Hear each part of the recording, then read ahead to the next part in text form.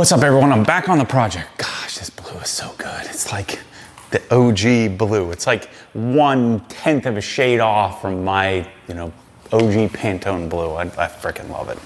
So I made a little bit of a mistake in that I should have clayed it. So I should have clayed, scrubbed it, or deconned it, the abrasion step, because I just tested it. I did a little hand test. I'm like, it feels a little crunchy, but not terrible. Just wasn't silky smooth like it is now. And so I figured, well, I'll just go right to perfect finish, polish it up, and it'll be good to go. Didn't get rid of the crunchiness. So I'm gonna show you what I'm gonna do here with the clay scrubber. Before I get started, I just wanna remind you that the garage giveaway is going on. So I've got my awesome garage here. This might be a little bit more money than what we would offer in the giveaway, but it'd be pretty close to this. Flooring, lighting, cabinets, tools, we can kind of put together what you prioritize. Shoot, maybe you can always convince me to add some things. But do a garage like this, build you a garage like this, or put together all the parts that go into a garage like this. And all you gotta do is enter. So this hat, this shirt, which you'll see in this video, counts. This one's cool, so check this out. So these are titanium. I think that, I'm not much of a tchotchke guy, but these are black titanium. We also have raw titanium valve stem covers, which I'm gonna put on the GT3. So that counts. That's one of the options. You can get one of those, and all kinds of other cool stuff.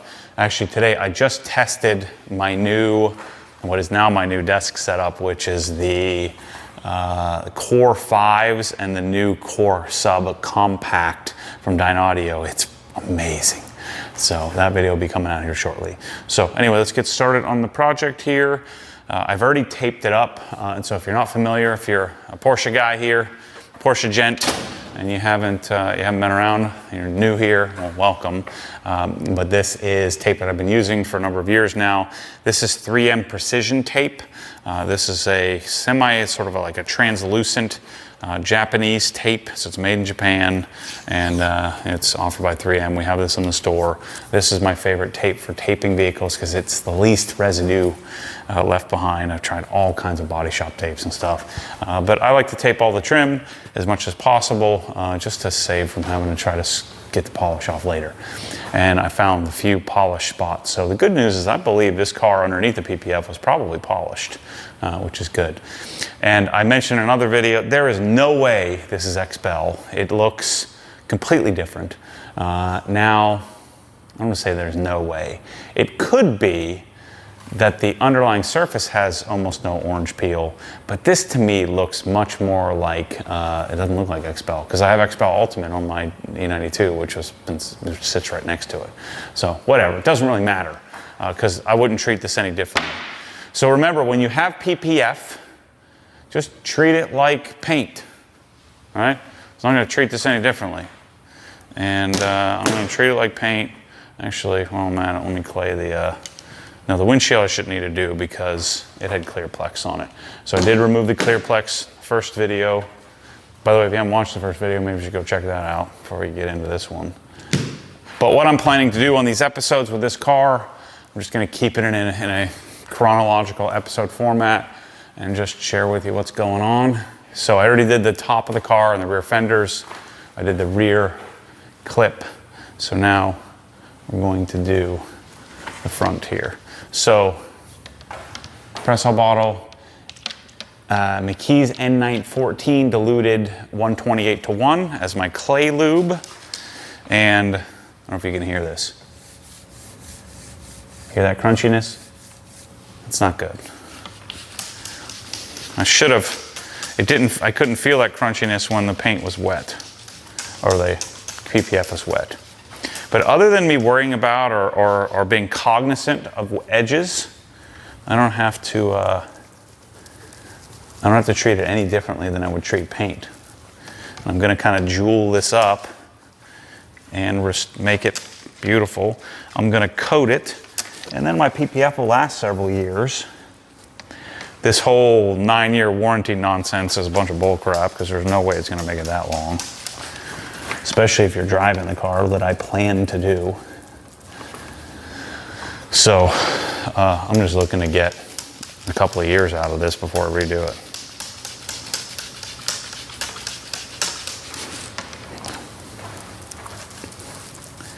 mean, my E92 might make it 9 years, but I probably won't let it sit there that long. I'll remove it and redo it. So I'm using zero pressure, just moving it back and forth on the surface, because there is some embedded contamination on the PPF, even after doing the decon process, the decon soap. But it's very clearly, this is not coated. But when I polish this, I'm essentially nuking the top coat of the PPF, nuking this self-healing capability of it to a large extent. But I'm doing that in preference of a coated surface, which will make it more enjoyable to wash, will make it a little bit more chemical resistant, and theoretically would extend the life of the PPF. But the main purpose for me is to make it look good, to make it perform well, make it easier to maintain and wash. I'm gonna take a few hours of my time, spend a few $100 on product to do this. Plus I really like doing it, so.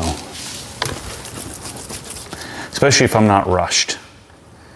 They PPF the front headlights too, or the front turn signal lights.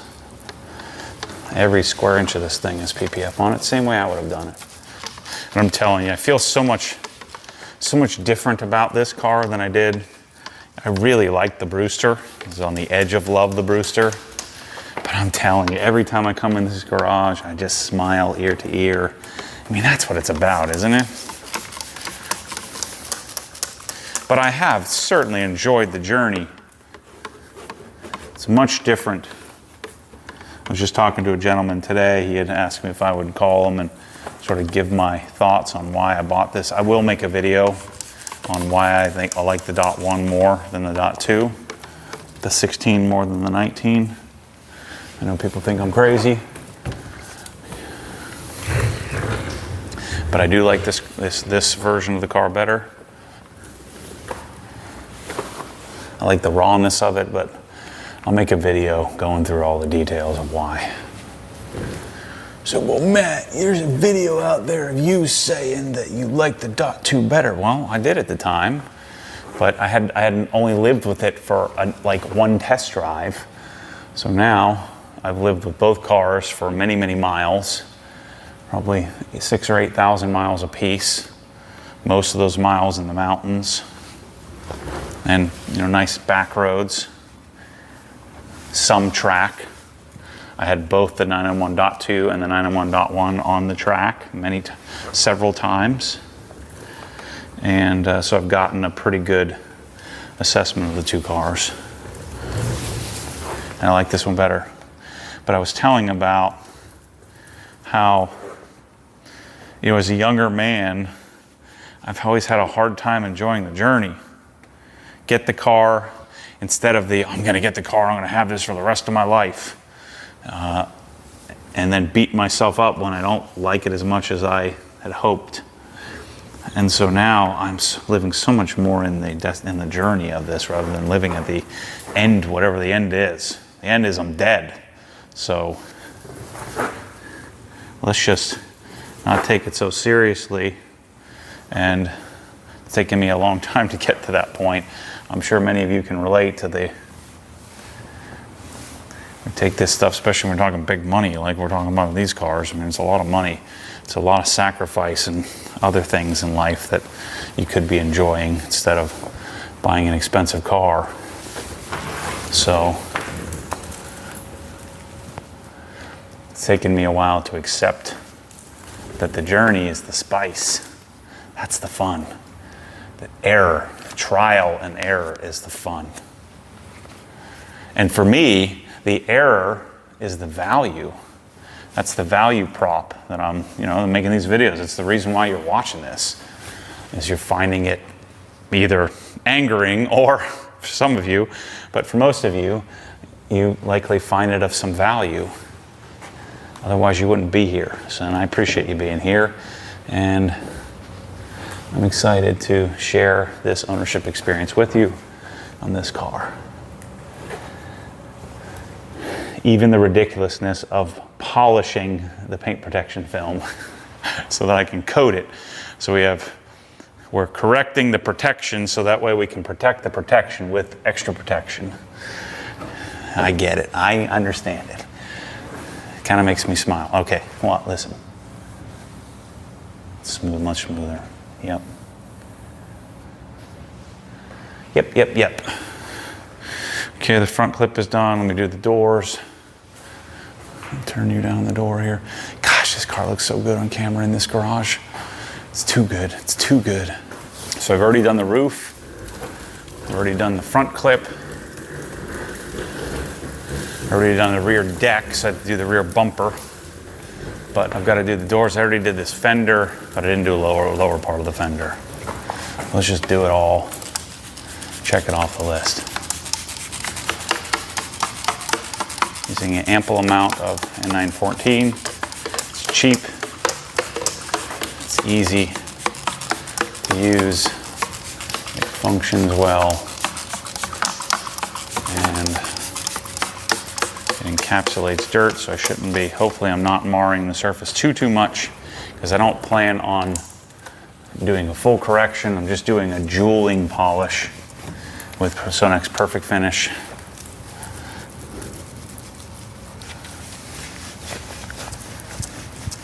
At least that's what my plan is after this step, but I should have done this step during the wash. It would have saved me time, but whatever, I'm doing it now. Didn't want to have to do it if I didn't have to do it.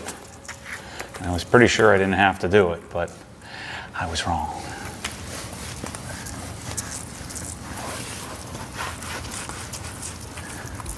Another thing I'll mention or doing is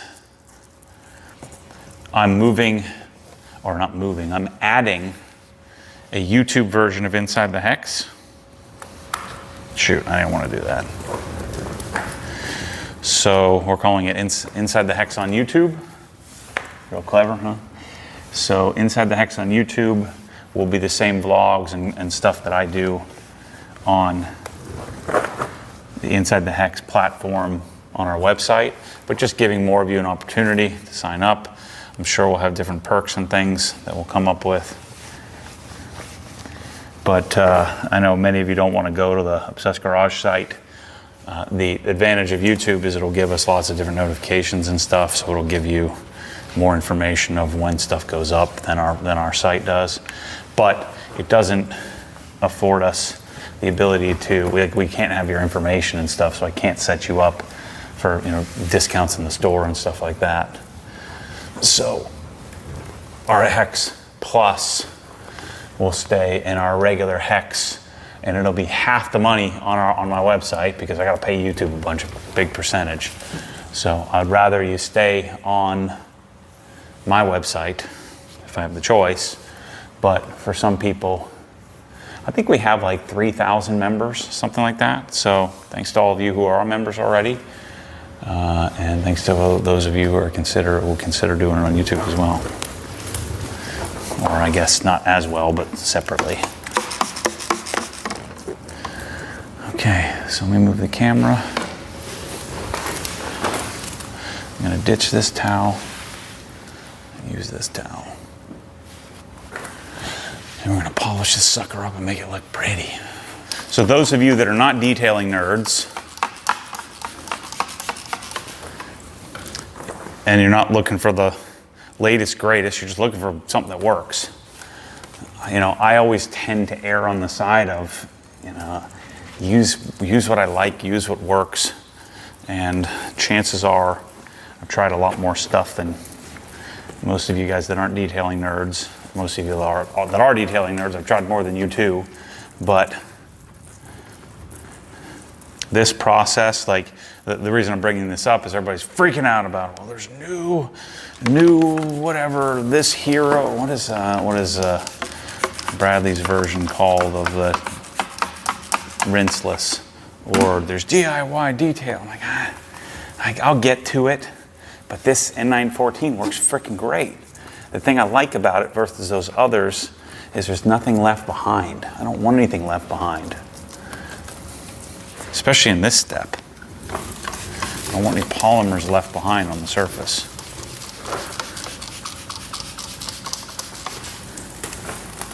So just stick with me. This will really hack some people off, but I'll say it with a smile. Do what I tell you, and you're gonna have a good result. Just stick with me. And if you're an old school guy, get rid of your old school crap, because there is a point where this whole stuff, this whole detailing thing has gotten way better than your old wax and chamois business. I have to remember that most of you that own these cars are, well, I guess I'm not the youngest anymore, but I used to be the youngest guy with the GT cars, or the younger guy, I should say. Maybe not the youngest, but the younger guy. Before these were cool. Now it's funny because they're not cool again. I see there's this one group of guys on, what is it, Supercar Connection on Instagram?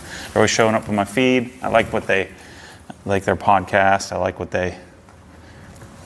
that they have, conviction, but they hate Porsches, which is funny. They'll grow up eventually and realize those flashy, high horsepower cars, that's not what it's about. It's about the driver engagement. To them, a McLaren 720S is driver engagement. I'm like, what are you talking about? Get out of here. The GT3 is too slow. I mean, how fast do we need to go here? Shoot, this is pretty scratched up. I'm gonna have to compound that, I think. I'm gonna kind of roll through the polishing. Like, I'm not really doing a whole lot of correcting. I'm just kind of jeweling it up, shining it up.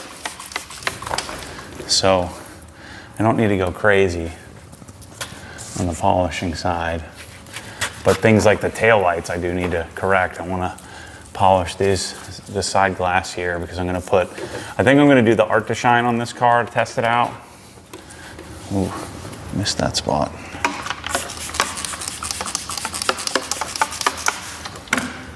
Art to Shine glass coating. And I'm going to do all the windows so I can really test it out.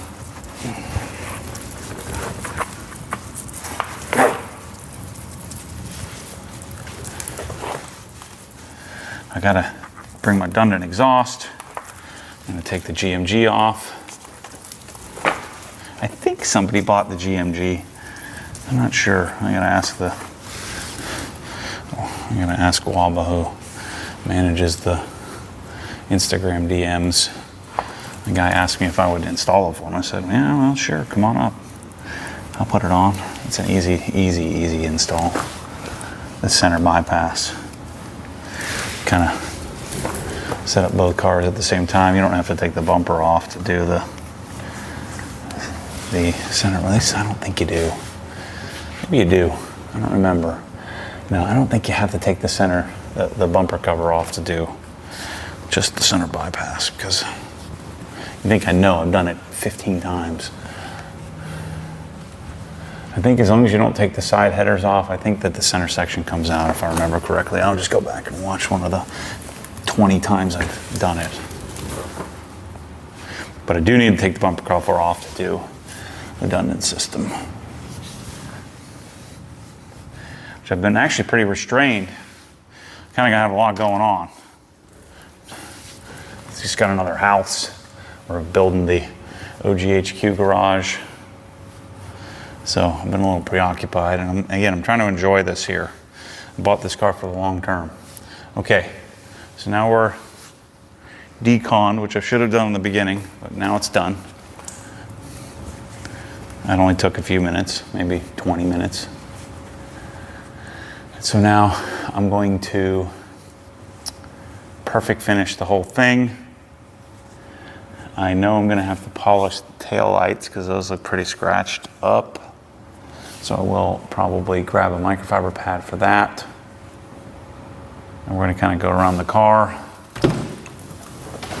See how the door jambs are looking.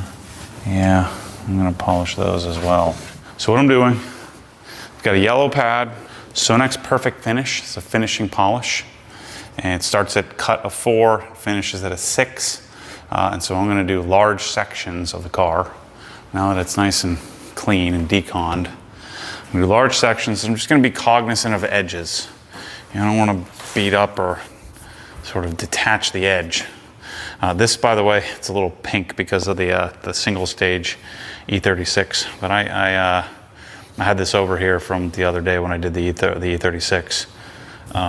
The E30 is why it's pink, single stage. But I polished the E36 with this. This is the Liquid Elements. This is their 4000 version 1. It's amazing. This thing is what, 120 bucks? It's freaking nuts. Or 210 bucks. Where did I get 120 bucks from? 210 bucks. It's awesome. So I keep using it, even with all this cordless stuff.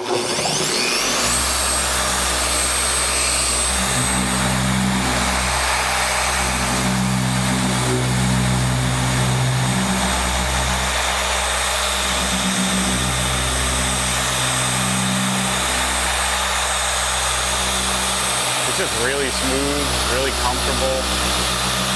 I really like it.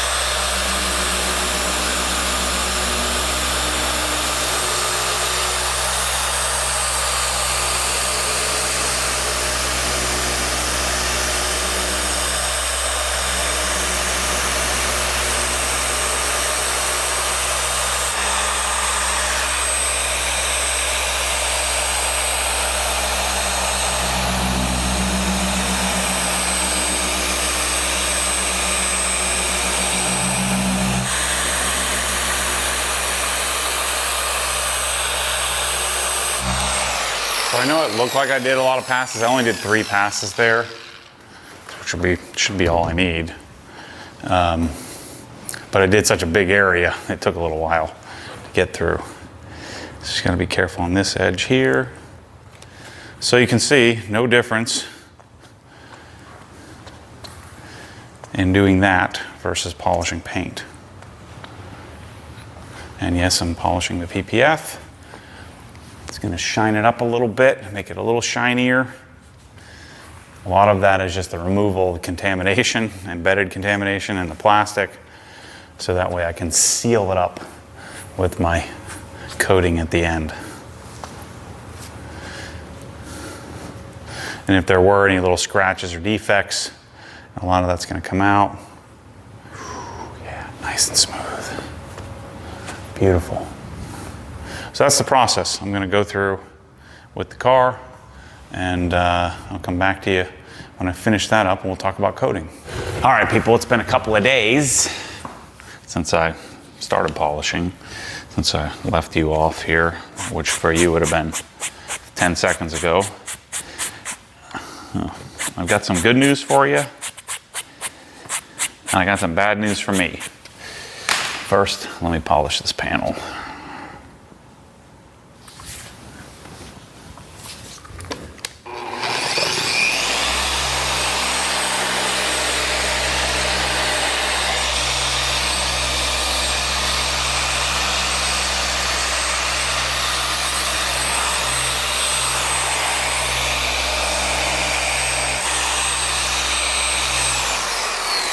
So I've been all the way around the car. Let me get this darn power cord. I'll jumble up here. And I got the light out. And I had been inspecting on the lights here, and it looks great. And so the door jambs are pretty jacked up. I know I'm not really correcting much here. I'm just kind of cleaning up, essentially deep cleaning the PPF here, so that I can get a nice bond with my coating that I'm about to put on the car. I did polish the headlights too because they have PPF as well. And so I started working on the door jambs, and the door jambs, I don't have all the stuff that I need here. I thought this was going to be a quick little jeweling up, polishing, and I don't have all the exact stuff I need. I need like the extension arm. I need the for the rotary attachment for the 1-inch. I need just a bunch of stuff that if I'm going to get really deep into polishing, shoot. I'll scrape that all over the tire and wheel. So I got the Milwaukee light out here earlier and found some real negatives. So I thought, you know, the surface of this was a little scratched up, the surface of the PPF, and so polishing it would kind of jewel it up, clean it up really quickly. I experienced that on the 997 RS when I polished it up and it came out great. Well, this car underneath the PPF was not polished. So good news for you is that in the future, so I'm gonna finish this up. This PPF is a really great install. It's a really great looking PPF setup. If you're out in the sun or you're in the, under the lights here even, looks great. You don't see all the scratches and swirls and stuff underneath. But if I get a light out and I change it to 2700 Kelvin, I'll try to capture it for you and show you the underlying paint is scratched to crap. So then I started freaking out and second guessing my life decisions and saying, oh man, everybody's gonna tell you, I told you so, you should have kept the Brewster. And then about 5 seconds after that thought, it's like, screw that. This makes it for a more fun project. So then I get to dial the thing in. So the good news for you and the videos and the YouTube channel is that I'm gonna have a whole lot of stuff that I need to make videos on. Let me change the color temp here. I gotta change this for my office. I was wondering why I was looking so blue there. I had it set up for 3500 K bulbs. That looks a little better. I didn't think I was quite that white. So what I'm gonna do with this car, I think long term, assuming that I continue to love it and continue to falling in love with it, is that I'll pull the PPF off. And I'm probably gonna wait to do that when my studio is done, so I have lifts and I can really get into it. I actually may send it out. I'm probably gonna have this repainted, have that rear fender repainted where there's a rock chip, and then I'm gonna have the rear wing repainted because they're all kinda not perfect, certainly acceptable for pretty much anybody. But if I do, again, fall in love with this car and I plan on keeping it long term, I'm going to correct those things. And if it's my car and I'm going to keep it, then I don't give a crap about what repaint does for us. So I'm probably going to do that.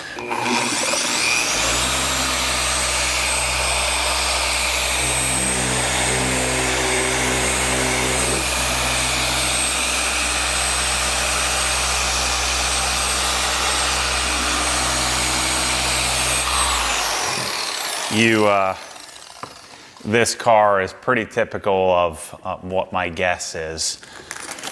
Paint to sample Porsche paint is the worst, right? We experienced that on the Brewster, and I've seen it on some other cars. It's just the worst paint job that Porsche offers. You're way better off getting one of the stock colors. I don't think I would ever order a paint to sample again. And so I was thinking, well, maybe it was just my color. Well, first problem with this car is that it is a paint to sample finish. And so we have the paint to sample issues right from the factory, and then combine that with most of you that are watching this are a little bit different than the average, especially the average affluent car guy. The average affluent car guy tends to be a little older, tends to be a little wealthier, tends to not care as much. And so, at least that's been my experience. And so they get a car, they drive it, or they don't, they just collect it, but they tend to wipe it down a lot with either a dry microfiber towel or detail spray. And so this car is a combination, my guess, which would be good for me, is it hasn't been paint corrected. And so no paint correction, paint to sample, which means it's going to be more scratched up from the factory, and also not properly washed, not properly maintained. It's more just sort of sprayed off. And that's why I'm polishing the PPF, because it's probably the same story. Now, the second owner may have taken better care than the first owner. I'm the third owner, who knows? And then of course it was at the dealership for a little while, at the Ryan Friedman's dealership for a few weeks, but that was, they had PPF on the car there. So yeah, it's part of the deal, and I couldn't believe it. I was like, man, this thing looks great. And then I got the lights out. I saw the door jambs. Like, man, these door jambs look terrible. And so then I got because right now this looks fantastic. Even under these lights, everything looks deep and rich, beautiful. But if I get my light out and I turn it to 2700K, it's not so great. It's pretty jacked up. First modification I always do to every car. I should have done this earlier. This makes people mad for some reason, but I always take this sucker off. The leash has no business in my life. Actually, let's just cut it here and then we'll trim shave it nice and tight.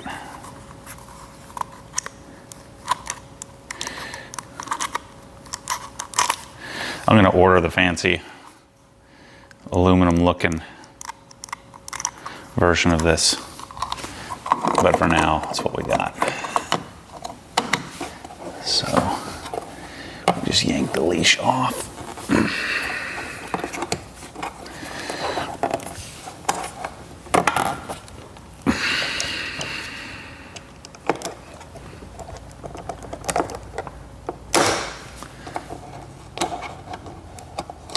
Boom.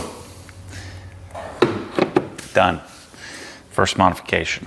So I'm using the 3-inch from Mirka. If you're a Porsche guy and you're thinking about polishing anything ever again in your life, get this. It's freaking amazing. I have it in the store.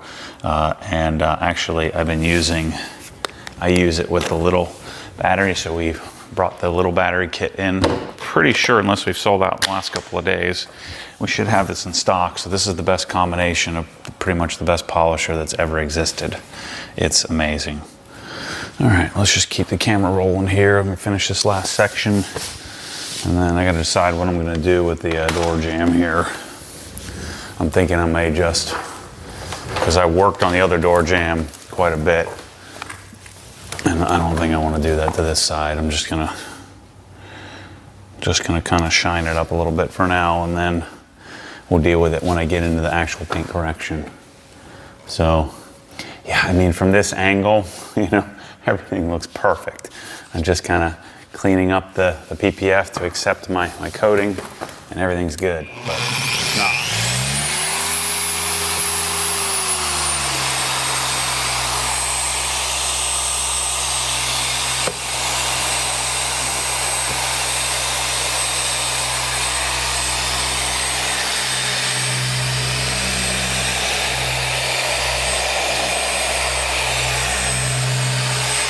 The door handles don't have any PPF on them. And again, if I look at it here, it looks great, but if I put the light on it, like, what is wrong with people? This is so jacked up under here. I'm gonna have to take the door handles off. Like, I don't understand why do you have to stick your fingernails into the surface, both the driver's and the passenger side? Why are your fingernails contacting that at all? It just doesn't make any sense. Just take a little bit of time and don't do that. It drives me crazy. I mean, it is scratched to crap. There's like 400 individual scratches.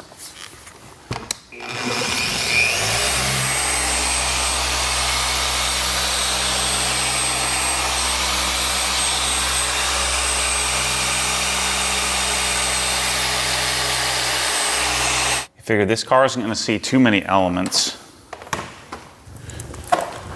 And so I'm trying to decide, I don't know if I want to CSU this. I think I might just CSL it. I do have to polish the glass real quickly.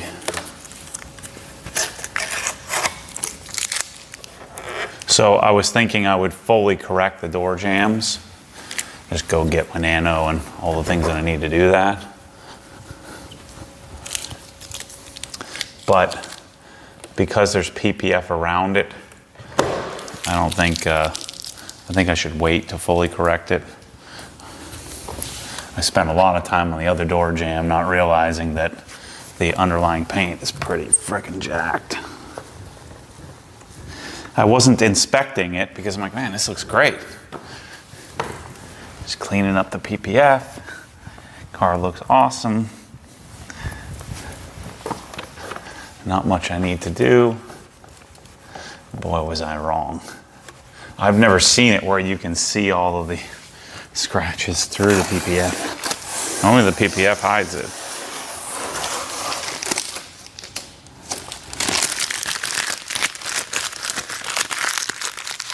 Let's see what we got here.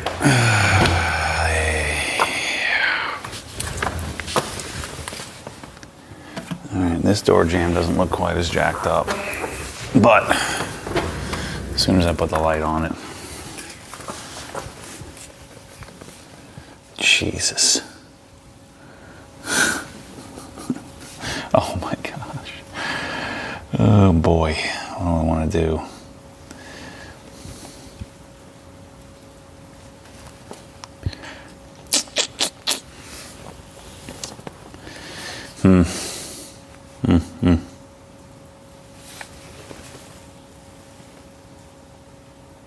I don't even know how you get paint this scratched up. It's not gouged, it's just, you know, again, dry wiped a lot. This is what most cars look like.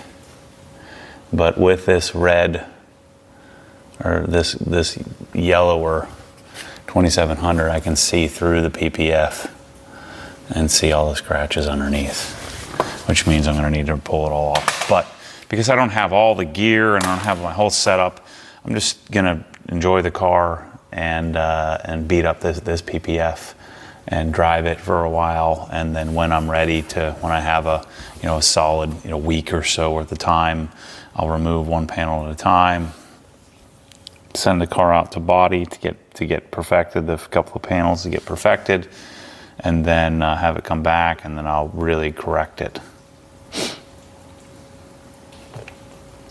Yeah. So I think what I'll do here, what I want to do is I spent like 2 hours on the other door jamb, and it really didn't do much because I don't have the right stuff. So I'm gonna buy new ones of these. I'm just gonna jewel it up here. This hurts my soul.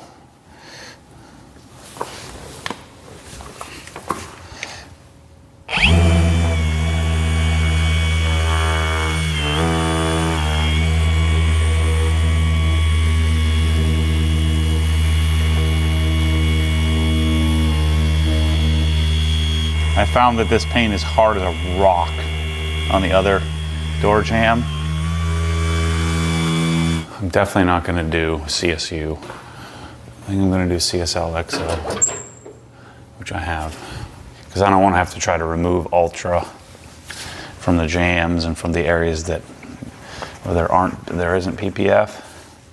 I don't think I'll make it very long before I start tearing this thing apart and redoing it.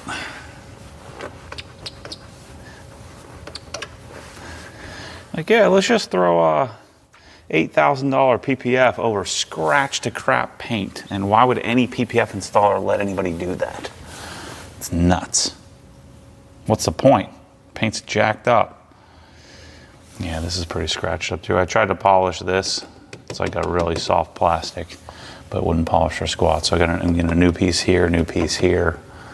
I'm gonna get a new center console, and then I'm gonna have some stuff covered in leather, like this piece here, this piece here, this piece here. I'm gonna have redone in leather. But we got a pretty good starting point on this car. I guess this is the first ever really fancy car I've ever bought sight unseen, but if I would have gotten on a plane to go buy this, I would have negotiated 30 G's off of this, because that's what's going to cost me to get this thing to Mormon spec. I think it can cost me about 30 grand.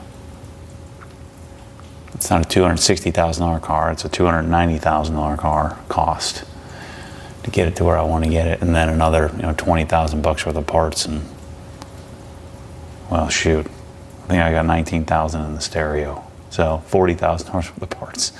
So I'm gonna be 330 grand into a .1 GT3. Yeah. So what you gotta do to get to that obsessed level. I'm not even gonna get the light, but let me just see what that did. Probably didn't do anything. It shined it up a little bit. That's not too bad. Wow, surprisingly, actually did quite a bit.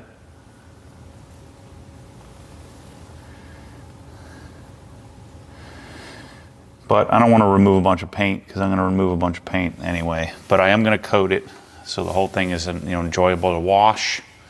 We're just going to do CSL because CSL easily comes off. And then when that CSL, so maybe I should just do CSL and skip the EXO or vice versa, because we're going to pull it all off later. We'll see. We'll see what I decide here. All right, so let's polish the glass. And then once the glass is done, the sucker's ready to coat.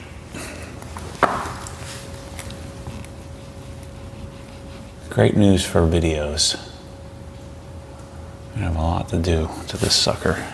Glass polishing is really quite simple. I'm gonna go blue microfiber, cut max, and just mow through it. Just want to make sure. I don't need to do this to the windshield, only the rear 3 or 4 or whatever, 4 or 5.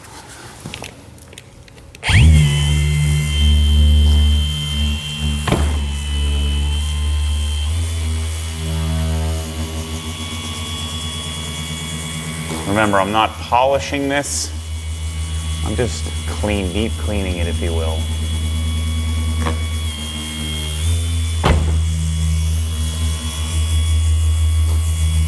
Just so that my glass coating sticks to it.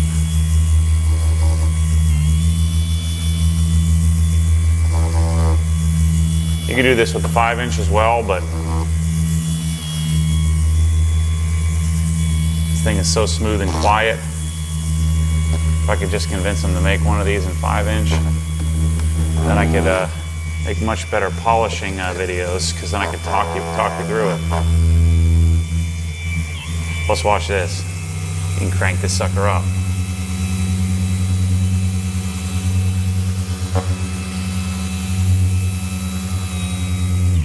That's it. Do the rear and the other side. I'm done.